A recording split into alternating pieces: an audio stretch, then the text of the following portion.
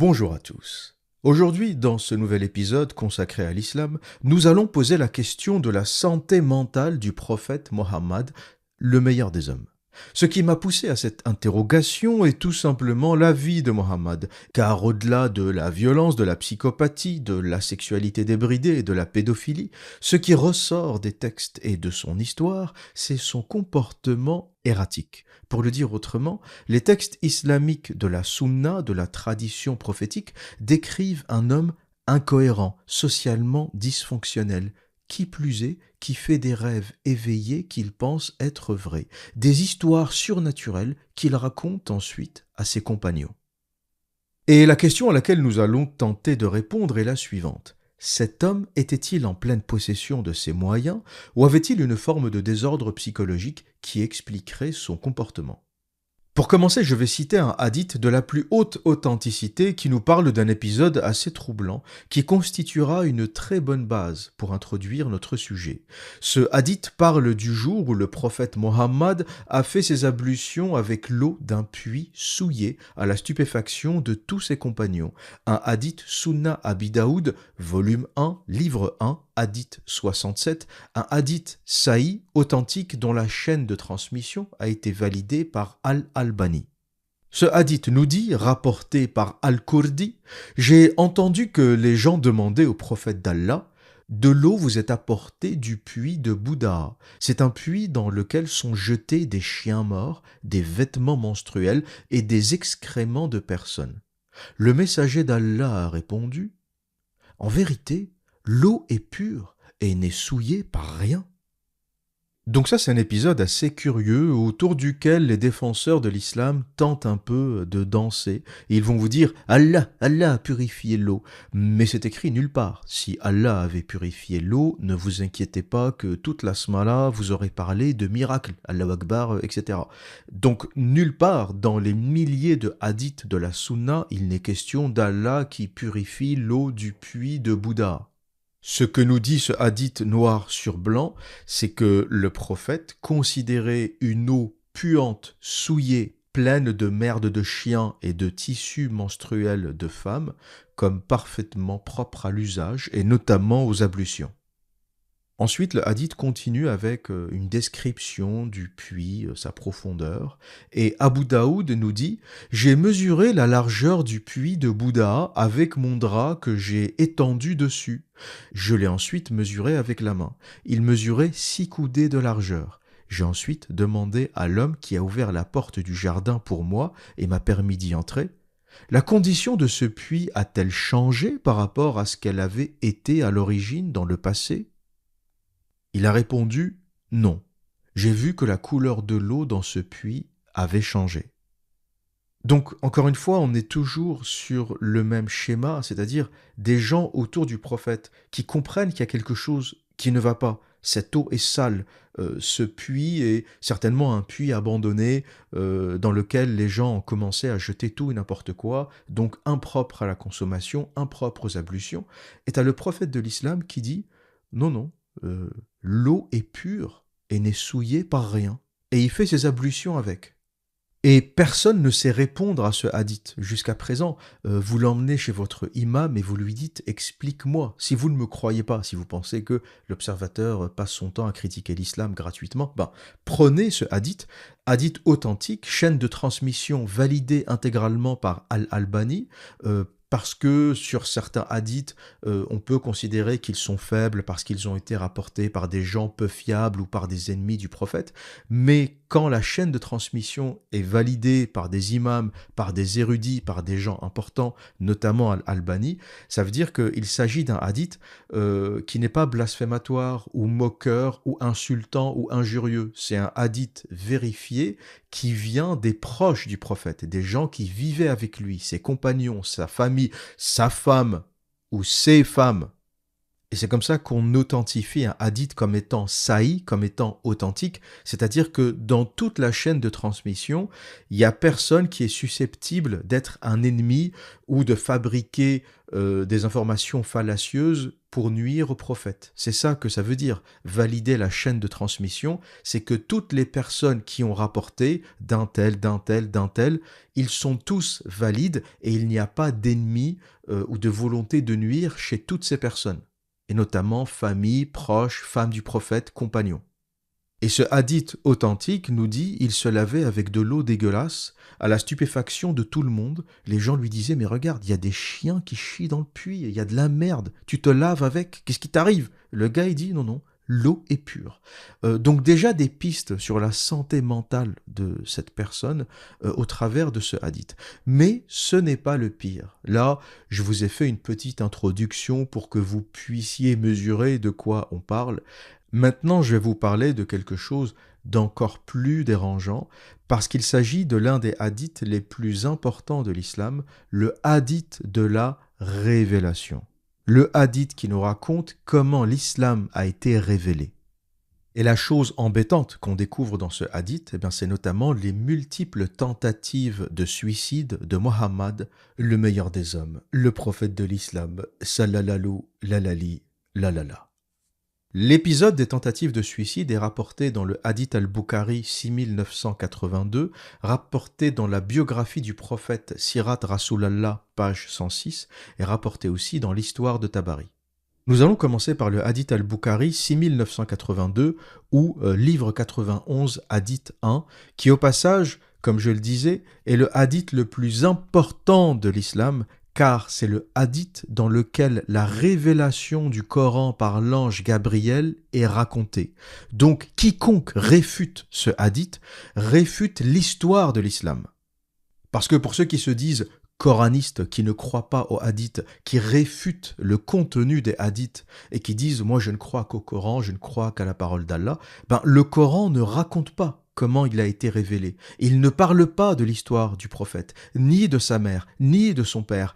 Amina, la mère du prophète Mohammed, n'est pas citée dans le Coran. On ne sait pas qui est sa mère. Sans les hadiths, on ne connaît rien de la vie du prophète. On sait par contre qui est Marie. Marie, Mariam, est citée dans le Coran et décrite comme la mère de Jésus, choisie par Dieu, glorifiée par Dieu, etc. Et c'est une vraie interrogation d'ailleurs. Pourquoi on ne parle pas du passé du prophète dans le Coran? Pourquoi on ne parle pas de sa mère, de son père? On a l'impression que le Coran n'a pas été écrit à la base pour Mohammed. Moïse est cité beaucoup plus de fois que Mohammed. Jésus est cité beaucoup plus de fois dans le Coran que Mohammed. Et les histoires sont beaucoup plus claires. Alors que si on ne se base que sur le Coran, Mohammed est vraiment un individu mystérieux. C'est un personnage mystérieux, comme un nom qui a été parachuté dans le Coran. Et ça, je vous le garde pour la prochaine fois, lorsqu'on parlera de la partie historique, la façon dont l'islam s'est développé, mais de manière purement historique, archéologique, anthropologique, sans tout le narratif et la fabrication historique du Coran et des hadiths et des tafsirs et de tout ce qui s'ensuit. Donc, message à ceux qui disent ne se baser que sur le Coran, si on supprime les hadiths, le personnage de Mohammed n'existe plus. Donc le hadith que je m'apprête à vous lire, comme nous l'avons déjà mentionné, est connu pour raconter l'histoire de la révélation. Tout musulman qui se respecte, si vous lui posez la question de la révélation de l'islam, vous racontera l'histoire de l'ange Gabriel qui parle à Mohammed dans la grotte de Hira, et c'est la naissance de l'islam. Et cette histoire n'est rapportée nulle part ailleurs que dans les hadiths. Elle n'est pas racontée dans le Coran comme nous l'avons dit. Mais peu ou pas de musulmans savent que ce même hadith parle des tentatives de suicide de Mohammed, suite à sa rencontre avec une version plutôt terrifiante de l'ange Gabriel. Et sans plus tarder, je vais commencer ma lecture de ce hadith al-Bukhari, référence 6982, ou référence livre 91, hadith numéro 1, rapporté par la petite Aïcha, qu'Allah soit satisfait d'elle. Le commencement de la révélation divine au messager d'Allah se manifestait sous la forme de rêves justes et vertueux, ou vrais, dans son sommeil. Et il n'avait jamais un rêve sans que celui-ci ne se réalise comme en plein jour. Il avait l'habitude de se retirer en solitude dans la grotte de Hira, où il adorait Allah, seul, continuellement, pendant de nombreux jours et nuits. Il emportait avec lui de la nourriture pour ce séjour, puis revenait auprès de sa femme, Khadija, pour reprendre de la nourriture de la même manière pour une autre période, jusqu'à ce que soudainement la vérité lui fût révélée alors qu'il était dans la grotte de Hira. L'ange vint et lui demanda de lire. Le prophète répondit « Je ne sais pas lire ». Le prophète ajouta « L'ange me saisit avec force et me poussa si fort que je ne pouvais plus supporter. Il me relâcha, puis me demanda à nouveau de lire, et je répondis « Je ne sais pas lire ». Alors il me saisit de nouveau et me pressa une seconde fois jusqu'à ce que je ne puisse plus supporter. Il me relâcha, puis me demanda à nouveau de lire. Mais je répondis à nouveau, « Je ne sais pas lire. Que dois-je lire ?» Alors il me saisit pour la troisième fois et me pressa, puis me relâcha et dit, « Lis, lis au nom de ton Seigneur qui a créé l'homme d'un caillot. Lis, et ton Seigneur est le plus généreux, blablabla, jusqu'à ce qu'il ne savait pas. » Puis le messager d'Allah retourna avec l'inspiration, les muscles de son cou tremblant de terreur, jusqu'à ce qu'il entra chez Khadija et dit « Couvre-moi, couvre-moi !» Elle le couvrit jusqu'à ce que sa peur se dissipe, puis il dit « Ô Khadija, qu'ai-je donc ?» Puis il lui raconta tout ce qui s'était passé et dit « Je crains qu'il ne m'arrive quelque chose. » Khadija dit « Jamais, mais réjouis-toi, car par Allah, Allah ne te déshonorera jamais. Car tu maintiens de bonnes relations avec tes proches, tu dis la vérité, aides les pauvres et les démunis, accueillis généreusement ton invité et assistes ceux qui sont méritants et frappés par le malheur. » Donc on apprend dans cette première partie du hadith que l'ange Gabriel est violent. Il a étranglé, étouffé le prophète et l'a agressé pour le forcer à lire. Moi, j'aurais porté plainte contre l'ange Gabriel pour violence physique et harcèlement. À se demander si c'est un ange ou un démon qui se fait passer pour un ange. Parce que dans le Nouveau Testament, dans les évangiles, l'évangile de Luc notamment, quand l'ange Gabriel parle à Marie, il est rassurant, il est bienveillant, il ne l'a pas étranglée. Je vais vous lire un passage de Luc 1, 28, 30. L'ange entra chez elle et lui dit « Réjouis-toi, le Seigneur t'a accordé une grande faveur. Et il est avec toi. » Marie fut troublée par ces mots. Elle se demandait ce que pouvait signifier cette salutation. L'ange lui dit alors, « N'aie pas peur, Marie, car tu as la faveur de Dieu. » On constate que l'ange Gabriel est bien plus doux dans les évangiles, notamment lorsqu'il parle à Marie, et beaucoup se sont demandé en lisant le hadith, est-ce bien l'ange Gabriel ? Est-ce bien Djibril, ou plutôt un démon, ou même le diable qui parle à Mohammed? Comment expliquer cette différence, une espèce de douceur qu'on attend de la part d'un ange, d'un côté dans les évangiles, et cette violence? Il attrape Mohammed, il le serre, il l'étrangle, il l'étouffe, puis il le relâche et lui dit « Lis, lis !» Et il sait que c'est un analphabète. Il sait qu'il ne sait pas lire. Comment Allah ne sait pas qu'il ne sait pas lire? C'est pas possible. Le créateur de l'univers ordonne à un mec qui ne sait pas lire de lire. Et 3 fois, il l'attrape, il l'étrangle, il le jette, il l'attrape, il l'étrangle, il le jette. Et le gars, il est là. Il sait pas quoi répondre. Je ne sais pas lire. Bon sang, qu'est-ce qui t'arrive? L'ange Gabriel, Djibril, dans la tradition islamique, c'est un membre des Yakuza. C'est un mafieux. Moi, il me fait ça, je porte plainte, direct. Et sur cette version violente de l'ange Gabriel, beaucoup se sont interrogés. C'est quoi ce truc? C'est un démon? C'est vraiment un ange? Surtout que quelques années plus tard, Mohammed n'arrange pas les choses. Parce que dans l'épisode des versets sataniques, j'ai fait toute une vidéo sur le sujet. Si ça vous intéresse, je vous la mettrai en description et je vous invite à la consulter. On parle quand même du diable qui interfère avec la parole de Dieu. Et pour le coup, on a de vraies raisons de douter. Et le Coran, dans Surat al-Hajj, verset 54, confirme cet épisode et nous dit que Dieu n'a jamais envoyé de message sans que le diable l'interfère. C'est assez étonnant quand même. Un ange qui est censé être l'ange apporteur des nouvelles, et notamment des bonnes nouvelles, se transforme en malfrat, en voyou, qui malmène, qui maltraite son prophète.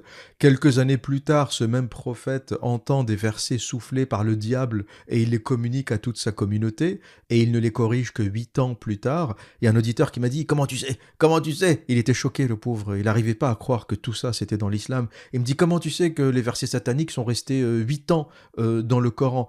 Ben, entre Surat al-Najm et Surat al-Hajj, il y a 8 ans. Si t'as pas compris ça, je peux rien t'expliquer. Il y a 8 ans. Entre le moment où il dit, où il prononce les versets sataniques, et le moment où il les corrige dans Surat al-Hajj, où il dit « Je me suis trompé, Allat Manat al-Uzza, c'est le diable qui me les a soufflés, etc. » Il se passe 8 ans. Et le déclencheur, c'est bien sûr son arrivée à Médine et les rabbins juifs qui lui disent « C'est quoi ce texte? On a lu, Mohammed, tu racontes des choses qui ne sont pas normales pour un descendant d'Abraham. » Et le hadith continue, c'est un long hadith qui se décompose vraiment en 3 parties. La première partie, c'est la bagarre avec l'ange Gabriel. La deuxième partie, c'est la rencontre avec Waraka bin Nofal, l'oncle de Khadija. Et la dernière partie, c'est là où on raconte la tentative de suicide de Mohammed. Et la deuxième partie, qui est tout aussi intéressante, nous dit « Khadija l'accompagne alors chez son cousin ». Donc après l'épisode de Mohammed traumatisé, violenté par l'ange Gabriel, Khadija l'accompagne chez son cousin Waraka bin Nofal bin Asad bin Abdul Uzza bin Qusay. Ils avaient des noms sacrément longs à l'époque. C'est marrant qu'il s'appelle Abdul Uzza. Vous savez que Uzza, c'est la divinité païenne de la Mecque. Et c'est marrant que le cousin de Khadija s'appelle Abdul Uzza. Comme on s'appelle aujourd'hui Abdellah par exemple. Uzza, c'était l'équivalent de Allah. C'était la divinité, l'une des divinités de la Mecque. Waraka était le fils de son oncle paternel, c'est-à-dire le frère de son père, qui durant la période pré-islamique était devenu chrétien et savait écrire l'écriture arabe et écrivait des évangiles en arabe autant qu'Allah le souhaitait. C'était un vieil homme et il avait perdu la vue. Khadija lui dit « Oh mon cousin, écoute l'histoire de ton neveu. » Waraka demanda « Oh mon neveu, qu'as-tu vu ?» Le prophète décrivit tout ce qu'il avait vu. Waraka dit « C'est le même Namus, c'est-à-dire Gabriel, l'ange qui garde les secrets, qu'Allah avait envoyé à Moïse. J'aurais souhaité être jeune et vivre jusqu'au moment où ton peuple te chasserait. » Le messager d'Allah demanda « Me chasseront-ils » Waraka répondit par l'affirmation et dit « Jamais un homme n'est venu avec quelque chose de semblable à ce que tu as apporté sans être traité avec hostilité. Si je devais rester en vie jusqu'au jour où tu seras chassé, alors je te soutiendrai fermement. » Et qu'est-ce qu'on apprend dans cette deuxième partie du hadith? On apprend que le cousin de Khadija, Waraka, traduisait des évangiles en arabe, et finalement, ce qu'on appelle la révélation de l'islam, c'est surtout ce que racontait le cousin de Khadija à Mohammed pendant qu'il traduisait les évangiles. Et il est important de développer ce point parce que ce qu'on apprend dans ce hadith, c'est que le narratif islamique qui raconte que la tribu du prophète Quraysh était des polythéistes qui ne savaient rien, qui adoraient des idoles, et que Mohammed est venu leur faire découvrir la religion monothéiste, Allah, Dieu, le Dieu d'Abraham, est un narratif qui est faux. Oui, il y avait des idolâtres à la Mecque, mais il y avait aussi des chrétiens et il y avait aussi des juifs. Faut voir la Mecque comme un endroit extrêmement démocratique avant que Mohammed vienne foutre la merde, où toutes les croyances, toutes les religions étaient acceptées. Donc il y avait des polythéistes, il y avait des païens, mais il y avait aussi des gens comme Waraka qui étaient non seulement chrétiens, mais plus que ça, je pense que c'était un érudit. Il traduisait les évangiles en arabe. Et cet homme est celui qui a dit à Mohammed « T'es un prophète ». Et c'est lui qui lui a appris des choses. Mohammed a certainement appris la tradition abrahamique de Waraka. Toute l'histoire, tout le narratif musulman autour de cette tribu de Quraysh, qui ne connaissait pas Dieu, c'était des sauvages qui enterraient les filles, c'est faux, c'est un mensonge. En lisant les hadiths, j'ai commencé à avoir de l'empathie pour cette tribu de Quraysh décrite par les musulmans, par les islamistes, comme une tribu de sauvages que Mohammed a civilisés, j'ai commencé à avoir de l'empathie pour cette tribu parce que j'ai réalisé que c'était tout le contraire. C'était des gens normaux. Dans tous les textes, on réalise qu'ils ne voulaient pas se laver avec l'eau d'un puits souillé, dégueulasse. Et le prophète de l'islam leur disait « Si, si, c'est propre, allez-y, lavez-vous ». On réalise qu'ils libéraient les esclaves. Et le prophète de l'islam leur disait « Non, non, je vous renvoie à ma vidéo sur Marie la Copte et l'esclavage en islam ». On réalise qu'ils étaient extrêmement tolérants. Il y avait des polythéistes, il y avait des païens, il y avait des chrétiens, il y avait certainement des animistes, des juifs, des gens qui croient à tout et n'importe quoi. Et ils vivaient tous ensemble et ils se toléraient tous. Le seul ou le premier qui a introduit chez eux cette histoire du djihad, cette histoire des mécréants qui sont mauvais et qu'il faut tuer, c'est Mohammed. Le seul malade de toute la région, c'était lui. Le fou, c'était Mohammed. Et le narratif qui consiste à dire « il ne connaissait pas Allah, il ne connaissait pas Dieu, et c'est Mohammed qui a apporté le dogme abrahamique monothéiste à la Mecque » est faux. Waraka traduisait les évangiles en arabe. Il faisait ça du matin au soir. Comment m'expliquer que Quraysh ne connaissait pas Allah, ne connaissait pas Abraham, Moïse, etc., quand le cousin de Khadija, l'épouse de Mohammed, passait son temps à traduire des évangiles en arabe. Vous comprenez très bien que votre histoire est bidon. Mohammed a certainement fait son éducation auprès de quelqu'un qui connaissait très bien la Bible, les évangiles et qui lui a tout raconté. Et Khadija, sa femme, et au passage son employeur et sa logeuse également, était certainement chrétienne et lui a certainement appris des choses. D'ailleurs, dès qu'il a eu cette espèce d'illusion, d'hallucination de l'ange, elle l'a emmené directement chez son oncle chrétien, à se demander si c'est pas Khadija qui a créé ce monstre, si c'est pas elle elle l'a conforté dans sa maladie. Au lieu de lui dire t'as des hallucinations, t'es un malade, elle l'a conforté, elle lui a dit non, non, t'es un prophète. C'est peut-être Khadija qui nous a fabriqué ce monstre. Quand il est revenu de la grotte, il lui a dit « J'ai eu des hallucinations, j'ai vu un ange, il m'a parlé, Allah, Allah !» Elle aurait dû lui dire « Prends une tisane, ferme ta gueule, t'as des problèmes, va te soigner !» Tu vois, aujourd'hui, tu rentres chez toi, tu dis à ta femme « J'ai des hallucinations, il y a un ange qui m'a parlé, il m'a étouffé, il m'a étranglé, il m'a foutu des baffes. » Ta femme va te dire « Va te soigner !» Khadija, c'est pas ce qu'elle a fait. Elle lui a dit « Si, si, je crois que t'es prophète. Je crois que t'as eu la révélation. » C'est à se demander si elle n'est pas à l'origine, si elle n'a pas manipulé ce pauvre gars, lui faisant croire qu'il était prophète. Et finalement, est-ce que Khadija, dans l'histoire réelle, dans l'histoire islamique, c'est pas une politicienne qui a profité de ce pauvre type pour en faire un guerrier, un prophète, un homme politique et déclencher la conquête qui s'en est suivie? C'est une hypothèse, hein. Il y a aucun texte historique qui confirme ou conforte ça. C'est une hypothèse. En tout cas, elle est à l'origine de la création de ce monstre. C'est elle qui l'emmène chez son cousin, et c'est le cousin de Khadija, Waraka, qui lui dit « T'es certainement un prophète ». Et la fin du hadith est vraiment incroyable, parce que ça nous raconte quelque chose d'assez intéressant, c'est que quand Waraka est mort, l'inspiration s'est arrêtée. C'est une coïncidence assez intéressante.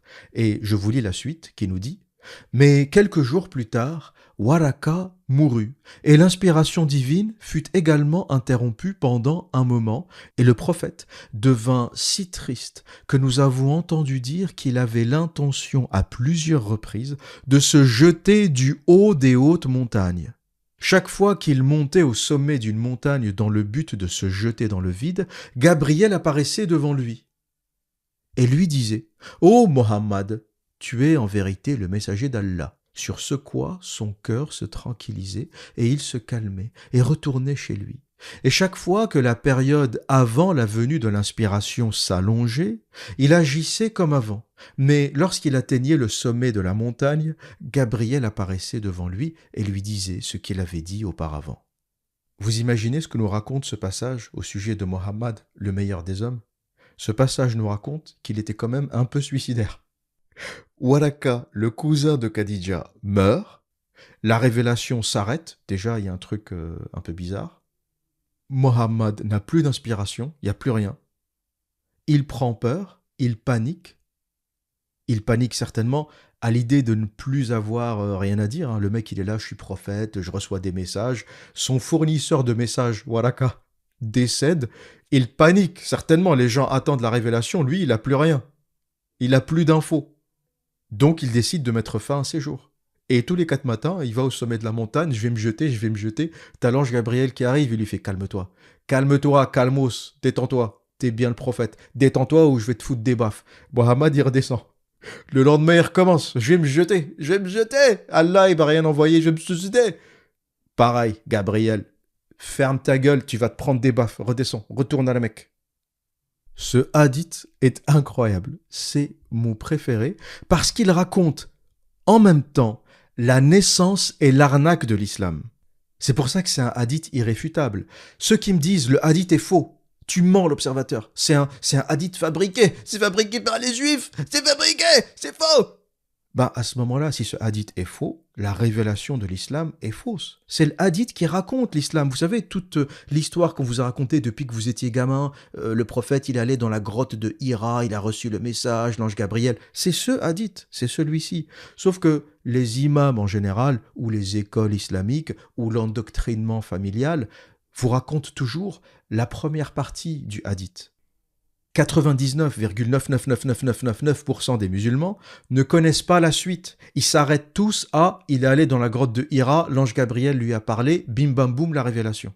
Personne dans les mosquées ne parle de Waraka qui était chrétien, qui traduisait des évangiles et qui raconte ça à Mohammed, et personne ne parle surtout des tentatives de suicide de Mohammed.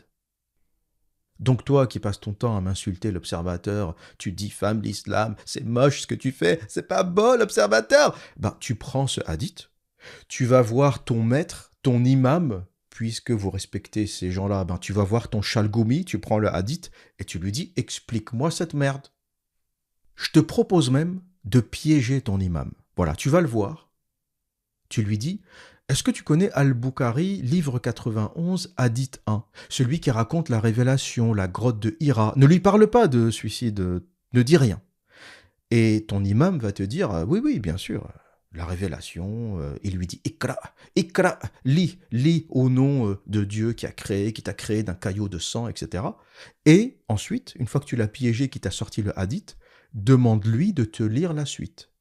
Demande-lui de te lire l'intégralité du hadith. Et quand tu arrives à la partie du suicide, pose la question à ton imam. Comment le meilleur des hommes qui a entendu le message divin a souhaité se jeter du haut d'une montagne? Pose-lui aussi la question, pourquoi l'ange Gabriel l'a tabassé? C'est quoi ces façons de révéler? C'est quoi ces façons de révéler une parole divine? Il l'a tabassé, il l'a étranglé, le mec était traumatisé. Il est rentré en courant chez sa femme, il tremblait, elle l'a couvert, elle lui a dit « Calme-toi mon petit loup, ça va ». Il ne s'est rien passé. Et ce hadith est incroyable. Vous imaginez ce que nous dit ce hadith?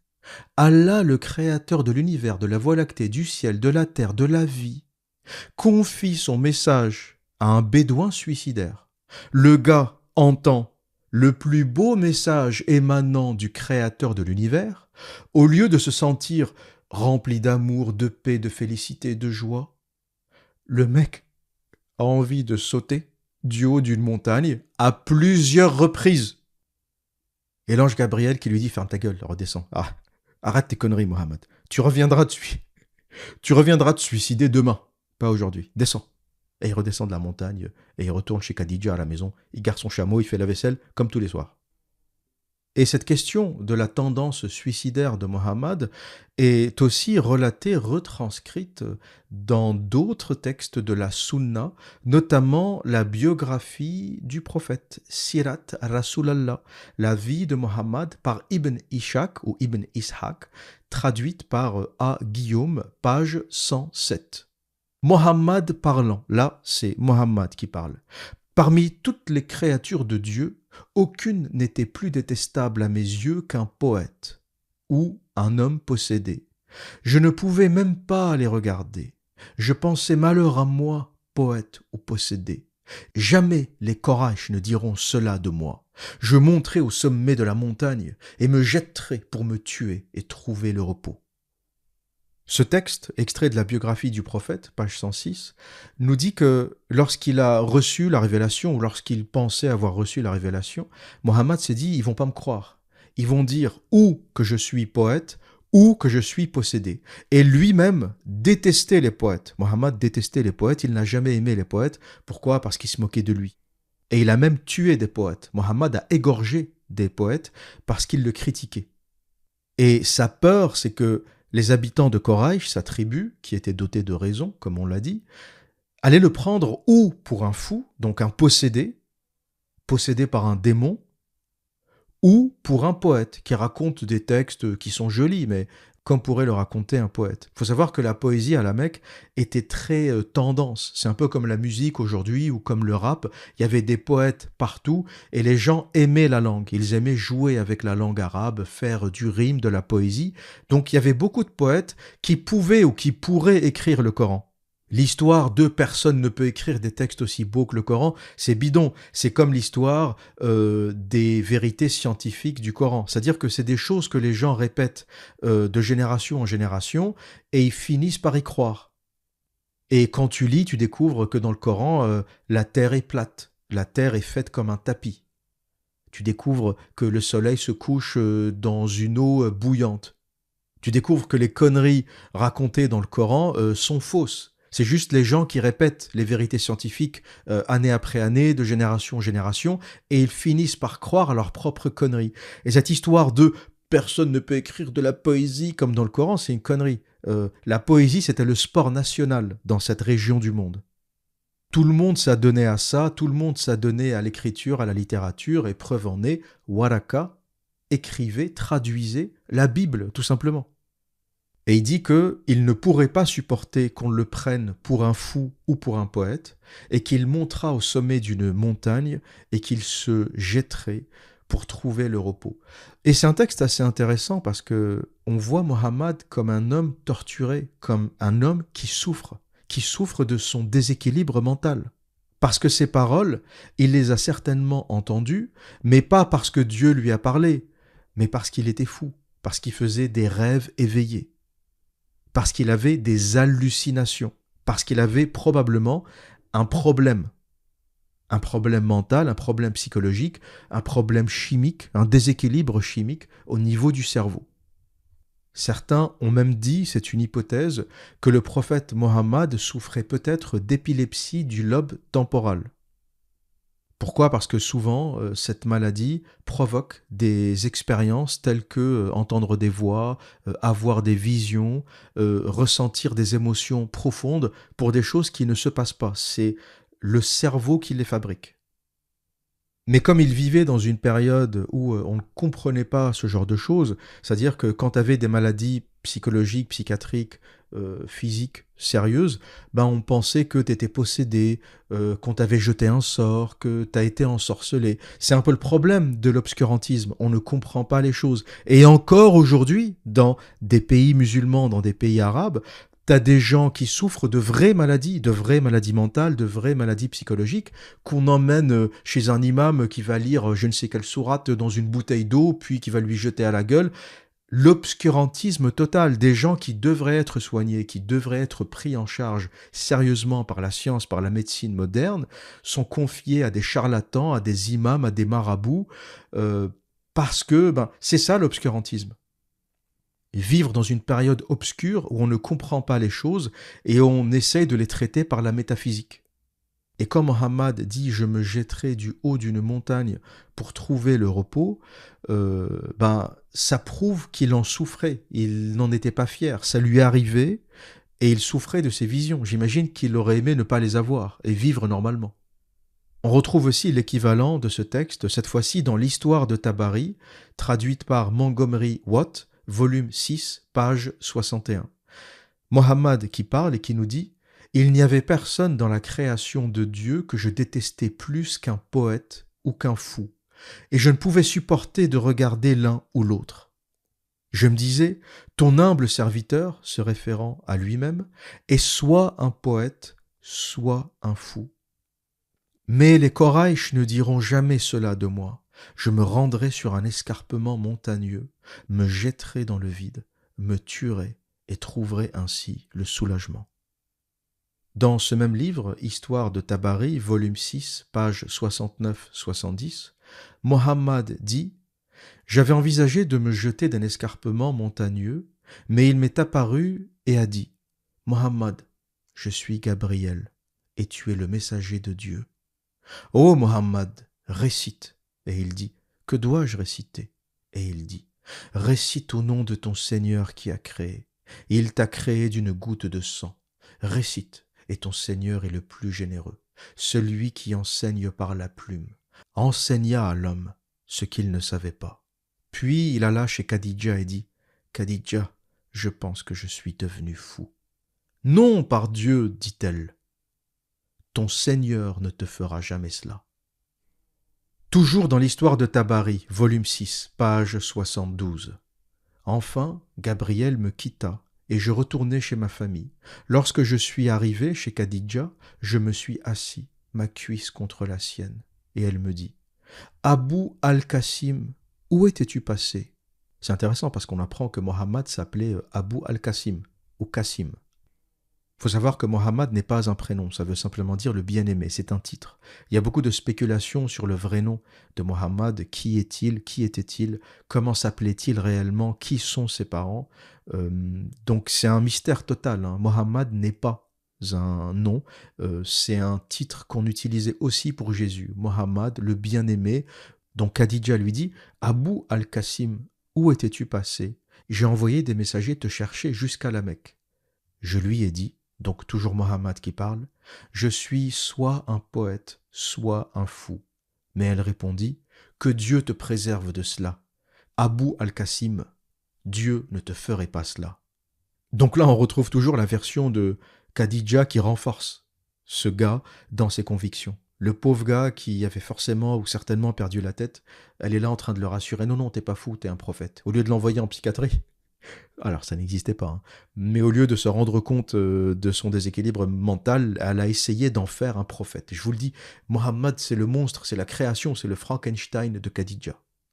Toujours dans l'histoire de Tabari, volume 6, page 76, l'inspiration a cessé de venir au messager de Dieu pendant un moment, et il était profondément attristé.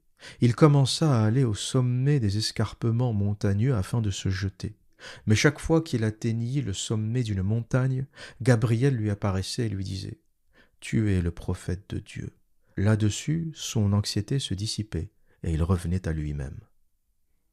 Voilà donc pour les nombreuses sources qui nous racontent les tentatives de suicide de Mohammed, cette souffrance qu'il a eue pendant cet épisode, qui est un épisode dramatique, hein. En fait, les musulmans racontent la révélation de l'islam comme quelque chose de beau, un miracle qui s'est passé dans cette grotte où le prophète allait méditer, etc. Il prenait de la nourriture, il s'isolait et il méditait. Mais la réalité, c'est que, c'est une histoire terrifiante d'un ange ou d'un démon, on ne sait pas qui est ce Gabriel, qui le torture, qui l'étouffe, qui l'étrangle, qui le force à lire alors que le gars est un analphabète. Un épisode traumatisant, même si c'est un rêve, ça reste un épisode traumatisant, c'est un cauchemar en fait, c'est pas un rêve. En deux, on apprend que Khadija le présente à son cousin et essaye de lui expliquer ce qui s'est passé et essaye de le convaincre qu'il est prophète et son cousin fait de même et il lui dit « Oui, t'as raison, toi aussi, t'as eu comme Moïse, c'est la même chose, t'es aussi descendant d'Abraham. » Il lui fabrique un peu cette histoire. Donc vous comprenez que Mohammed ou la naissance de l'islam, c'est un déséquilibré, un fou, qui rencontre un érudit qui traduit la Bible, donc un chrétien convaincu, qui lui met dans la tête qu'il est prophète, qui lui explique que tous ses rêves, en fait, c'est pas des rêves, c'est vrai, c'est la réalité, il voit vraiment un ange. Mohammed finit par y croire. Waraka lui glisse certainement des textes, il traduisait les évangiles, vous imaginez la quantité de textes en arabe que devait avoir Waraka. Et c'était certainement un judéo-nazaréen. Vous savez, les judéo-nazaréens, et je développerai ça, vous savez, ce que je fais, c'est une série sur l'islam. Hein, c'est une série Netflix. Et au final, quand j'aurai fini, sur les épisodes que j'ai produits, on aura à peu près toute l'histoire islamique et une vision véritable de l'islam. Et les judéo-nazaréens avaient la particularité d'être une secte non trinitaire, c'est-à-dire qui croyaient en Jésus, ils croyaient en Dieu, à la Bible, mais ils ne croyaient pas à la Trinité. Les judéo-nazaréens ne croyaient pas que Jésus est aussi Dieu. Ils ne croyaient pas au Saint-Esprit. Ils pensaient que Jésus était un homme. Un prophète, oui. Un Messie, oui. Mais pas un Dieu. Ou n'était pas l'incarnation de Dieu. Et la vision des judéo-nazaréens, coïncidence assez intéressante, est aussi la vision des musulmans. Les musulmans, quelque part, sont des chrétiens non trinitaires. Ils croient à tout ce à quoi croient les chrétiens, mais ils ne croient pas que Jésus est Dieu. Donc il est fort possible que Waraka eût été en contact avec cette secte judéo-nazaréenne qui est une espèce d'intermédiaire entre le judaïsme et le christianisme. Donc des chrétiens non trinitaires, des chrétiens qui ne croient pas en la divinité de Jésus, qui croient en sa prophétie mais pas en sa divinité. Donc Khadija et Waraka mettent tout ça dans la tête de Mohammed, lui il finit par y croire, Waraka décède, la révélation s'arrête parce que Mohammed n'a plus son fournisseur officiel de texte. Il se dit qu'est-ce que je vais faire maintenant que mon sponsor est décédé? Il veut se jeter d'une montagne. Et au moment de se jeter, il a certainement d'autres crises, d'autres rêves éveillés qui le dissuadent de ce suicide. Et comme je l'ai dit, pour ceux qui sont sceptiques, tu prends ce hadith et tu vas voir ton imam. Tu prends toutes les références que je t'ai mis à l'écran et tu vas voir ton imam. Et tu le laisses se démerder. Laisse-le t'expliquer ça. Et on n'en a pas fini avec les sources qui parlent de la folie de Mohammed. On a un autre hadith, Al-Bukhari, volume 7, numéro 660, rapporté par Aïcha, qui nous dit « De la magie a été faite sur l'apôtre d'Allah de sorte qu'il pensait avoir des relations sexuelles avec ses épouses alors qu'il ne l'avait pas réellement fait. » J'étais plié de rire quand j'ai lu ce hadith. Pourquoi? Aïcha nous dit que le gars, Mohammed, pensait qu'il baisait. Il était certain qu'il baisait ses femmes, qu'il avait des rapports sexuels avec elles, alors qu'il ne les touchait pas. T'as des femmes, ils disaient non, rien, il est venu hier soir, mais il a rien fait, quoi. Il s'est couché, il a dormi. Et Mohammed était convaincu qu'il baisait comme un malade. Il pensait qu'il baisait tout ce qui bouge, alors que lui, il touchait même pas ses femmes.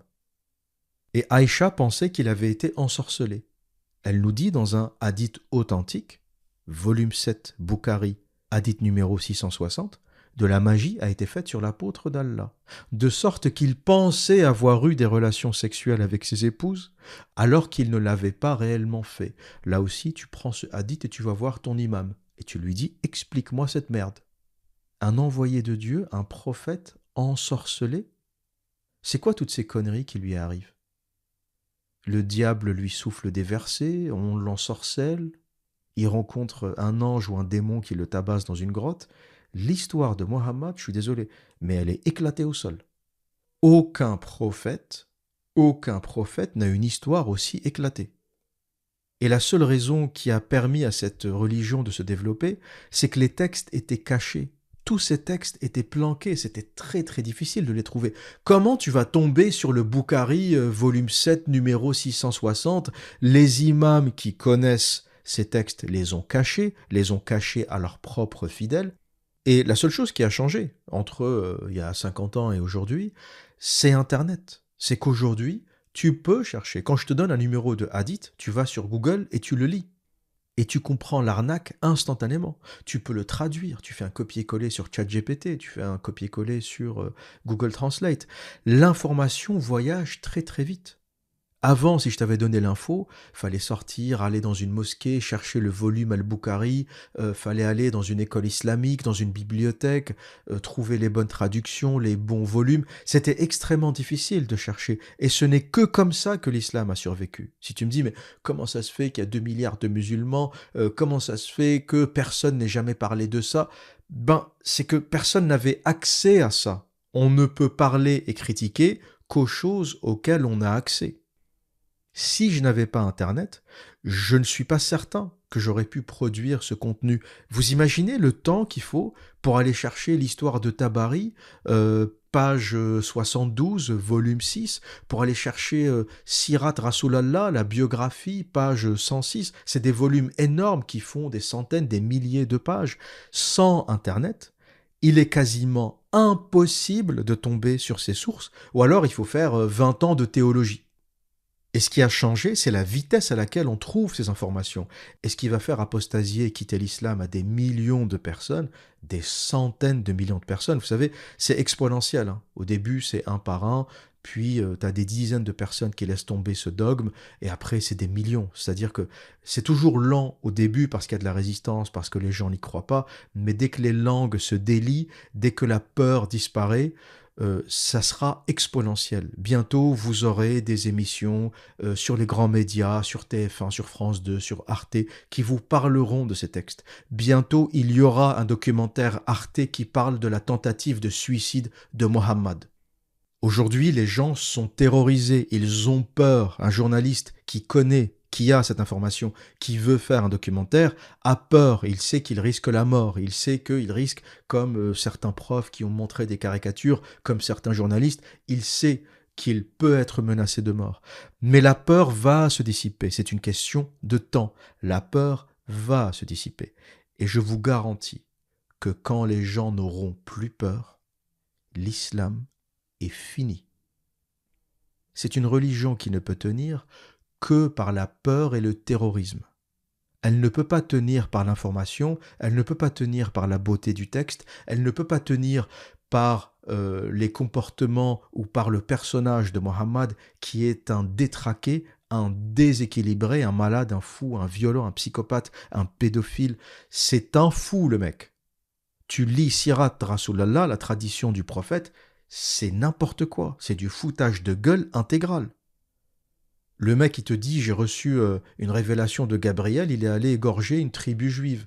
Et Gabriel est allé se battre avec lui. On marche sur la tête. Et ce qui sauve et ce qui a sauvé l'islam pendant toutes ces années, c'est la terreur, c'est tout. C'est la difficulté de trouver les infos et les imams qui ont caché tout cela, et il sera de plus en plus difficile d'être imam.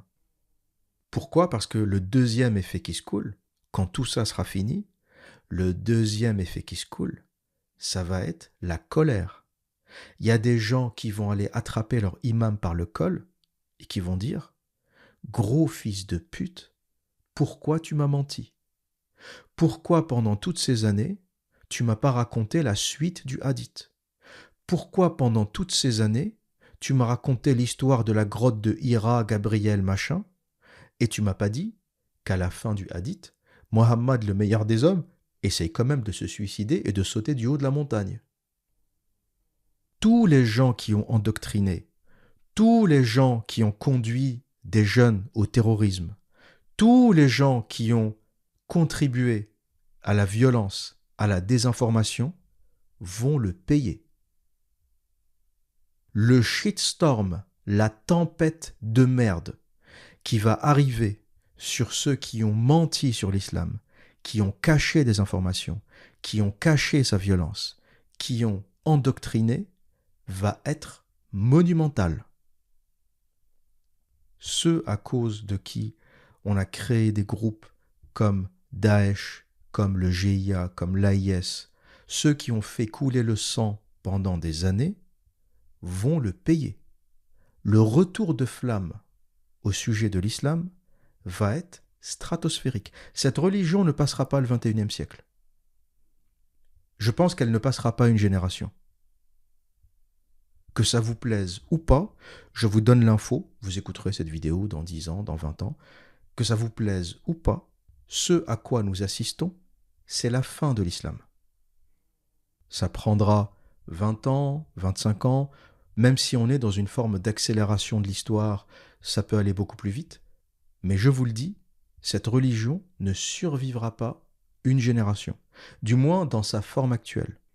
Ça deviendra une espèce de soufisme baba cool, on va supprimer les hadiths, on va garder les textes mécois, les textes poétiques, on va garder... Les gens ont besoin de religion, j'en suis conscient, mais il y aura un nettoyage phénoménal.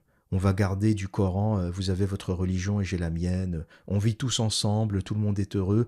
On va garder... un équivalent du soufisme. Voilà, on va danser dans les mosquées, on fera des petits tourbillons. Voilà ce qui va rester de l'islam. Mais l'islam hardcore, le djihad, on va tuer ceux qui ne croient pas, c'est fini. Cet islam est mort. Définitivement. Et pour finir, un dernier petit hadith toujours rapporté par Aïcha, the best. Dans la Dream Team de l'islam, Aïcha, c'est l'attaquant. C'est le numéro 10. Sa vengeance aura attendu 1400 ans, mais elle l'a eu. La quantité de dingueries qu'elle a rapportées, c'est un truc de malade. Encore un autre hadith rapporté par Aïcha, toujours dans le volume 7 de Al-Bukhari, hadith numéro 658, Aïcha nous dit « Un homme appelé Labid bin al-Assam, je dirais pas tout le nom parce que c'est des trucs à rallonge, Bani Zaraïk, donc certainement de la tribu des Bani Zaraïk, a fait de la magie sur l'apôtre d'Allah, jusque l'apôtre d'Allah ait commencé à imaginer qu'il avait fait quelque chose qu'il n'avait pas réellement fait. Un jour ou une nuit, il était avec nous. Il évoqua Allah et pria longuement, puis dit « Ô Aïcha, sais-tu qu'Allah m'a instruit concernant la question que je lui ai posée? 2 hommes sont venus à moi, et l'un d'eux s'est assis près de ma tête, et l'autre a répondu. Il est sous l'effet de la magie. Le premier a demandé, qui a fait la magie sur lui? L'autre a répondu, Labid bin al-Assam. Donc là, c'est encore un épisode où il y a plein d'épisodes où il est possédé. Toute sa vie, en fait, c'est que ça. Il est possédé, on lui a fait de la sorcellerie. On a l'impression que Allah ne le protège pas. Et donc, lui qui a des révélations d'Allah constamment, ce hadith nous raconte qu'il a fait appel à 2 hommes, probablement 2 marabouts, 2 magiciens de l'époque, qui lui ont dit qu'il a été ensorcelé par Labid bin al-Assam. Donc le créateur de l'univers, il passe son temps à t'envoyer des messages. Il te dit, tu as le droit de baiser telle ou telle femme. C'est que ça, l'islam. Il y a la partie djihad. Après, c'est les femmes. Combien de femmes tu peux baiser? Combien il faut attendre avant de la baiser? Si elle tombe enceinte, qu'est-ce que tu fais? Si tu attrapes une captive, est-ce que tu as le droit de la baiser? C'est que ça. Est-ce que tu as le droit de baiser la fille ou la femme de ton fils? C'est que ça. Donc, pour tous ces trucs, il a des révélations. Pas de problème. Dès que ça tourne autour du cul des femmes, il a des révélations, ou que ça tourne autour des juifs, les versets pour aller tuer les juifs, les chrétiens, ça, il y en a. Par contre, pour que le créateur de l'univers l'aide parce qu'il est ensorcelé, là, il n'y a plus personne. Il appelle 2 hommes de la Mecque pour l'aider, pour lui expliquer. Voilà donc pour la sanité mentale du prophète de l'islam, le meilleur des hommes. Je pense que vous avez compris, pas besoin d'épiloguer sur la conclusion. Donc il avait des problèmes. Et l'une des hypothèses les plus probables qui circulent beaucoup, là encore une fois c'est une hypothèse, on ne le connaît pas, il n'y a pas eu d'autopsie, il n'y a rien de très sérieux pour étayer cette hypothèse. On ne peut que se référer au hadith, à l'histoire de Tabari, à la sira de Ibn Ishaq, mais on n'a pas d'autres informations du type autopsie pour savoir ce qui se passait vraiment dans son cerveau. Mais ceux qui ont analysé ça d'un point de vue médical, pour essayer de comprendre c'est quoi ces hallucinations qu'il avait, c'est quoi ces rêves éveillés qu'il avait, eh bien beaucoup ont mentionné des épilepsies du lobe temporal. Pourquoi? Parce que ce qui est décrit par Mohammed pendant ses rêves, que ce soit des rêves endormis ou des rêves éveillés, ressemble beaucoup à ça. Et pour vous lire les symptômes tels qu'on peut les trouver dans la littérature, la crise du lobe temporal commence par une hallucination et des perturbations du système nerveux autonome. On observe chez le patient une altération de la mémoire, un état de conscience altéré ou un état de rêve. Et ça colle parfaitement avec les récits du prophète. Il a une vie qu'on va décrire comme normale, il fait du commerce, il transporte des caravanes, etc. Et puis, à un moment, il a ce qu'on appelle une crise du lobe temporal, et il voit des choses. Il voit un ange, il entend des voix, et ensuite il revient à son état normal. C'est pour ça qu'on appelle ça des crises. C'est pas un état permanent de folie où tu vois quelqu'un à côté de toi de manière permanente. En général, quand ça t'arrive, t'es interné, tu vois, t'as un ami imaginaire constamment. Chez Mohammed, c'était pas ça. Il a une vie normale. Il vit avec Khadija, ses femmes, et à un moment, il a une crise. Il a des visions, il entend des voix, et puis il retourne à son état normal. Et ça correspond beaucoup aux symptômes de ce qu'on appelle la crise du lobe temporal, ou l'épilepsie du lobe temporal, qui fait référence à ces expériences rapportées lors de la révélation. Entendre des voix, avoir des visions, ressentir des émotions très fortes, très profondes, comme si elles se passaient réellement, comme si elles arrivaient réellement. Voilà donc pour cet épisode qui nous en dit un peu plus sur le meilleur des hommes, le prophète de l'islam, qui nous en dit un peu plus concernant la naissance de cette religion.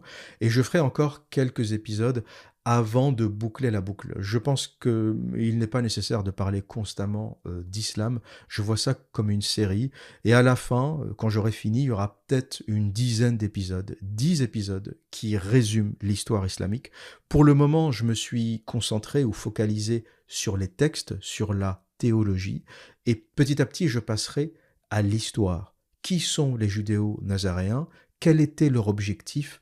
Pourquoi ont-ils créé une version arabe de l'Évangile? Comment ont-ils militarisé les tribus arabes pour la conquête de Jérusalem? Les connexions entre l'islam et le paganisme, tous les éléments qui ont été repris ou copiés ou transposés du paganisme vers l'islam, les textes talmudiques qu'on retrouve en islam. Le Coran a une grande partie de textes talmudiques. Problème, le Talmud est écrit par des hommes. Parce que quand tu dis ça à des croyants, à des musulmans, ils te disent, mais c'est normal, le Coran c'est la suite des 3 grandes religions. Oui, mais le Talmud ce n'est pas la Torah. Faut pas confondre les deux. Que le Coran soit la continuité de la Torah, je veux bien. Mais que le Coran soit la continuité du Talmud, le Talmud, même chez les Juifs, c'est admis, c'est un peu comme les hadiths. C'est écrit par des rabbins juifs. Donc le Talmud est à l'image de ce qu'ont pu écrire des rabbins juifs. Ça n'a rien de divin. Et même chez les juifs, le Talmud n'est pas sacralisé comme la Torah. Pour ceux qui me demandent de parler du Talmud, en fait, le Talmud c'est l'équivalent des hadiths. Et le Coran c'est l'équivalent de la Torah. Donc le Talmud est aussi absurde que les hadiths. Pourquoi? Parce que c'est rapporté par des hommes, par des humains. Et ça fera partie des sujets que je développerai à l'avenir, donc encore quelques épisodes à venir sur l'islam, avant de boucler la boucle. Voilà ce que j'avais à dire pour aujourd'hui.